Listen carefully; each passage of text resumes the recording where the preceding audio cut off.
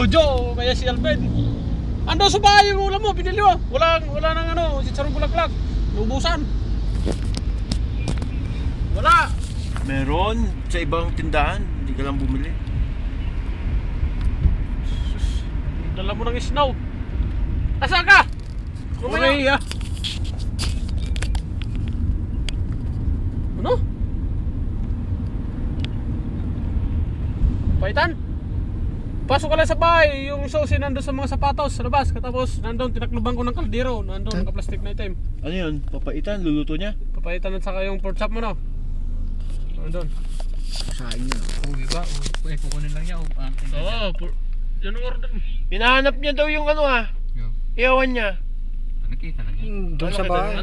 Di palis kami eh. Wala pa kami sa bahay yun eh. Pero nandun, kunin mo na lang mamaya. Palis kami, wala pa kami sa bahay. Nakaalis na kami sa bahay mo.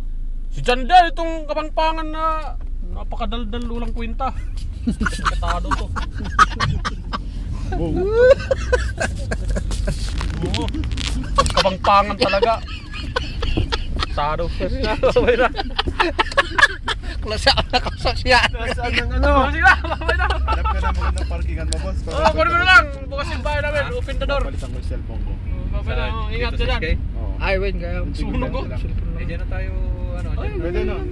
Paparking. Hapon Hindi lang, lang, pababa para pag sinitalis ako. Tawagan mo na lang. Saan ako bibili ng chinas dito sa Benchanan dito? Chinilas? Ay, oh! Doon sa pinagbilan mo ng kwan ng kurtina si Alvin. Ay, sikya, yais. Hindi sasama si Ay, Bilboy. oo, isang ganyan lang. Hindi. Hindi ka sasama, boy? Eh. Ba't walang parkingan ha? Doon sa Kmart. Dito na lang kami sa may bus stop, oh. Oo, basta mo tayo dito. Bus stop. Ganun mo para yung buhok mo hindi basa. Diyan, labas mo. Nagpasko ka talaga. Dahil hindi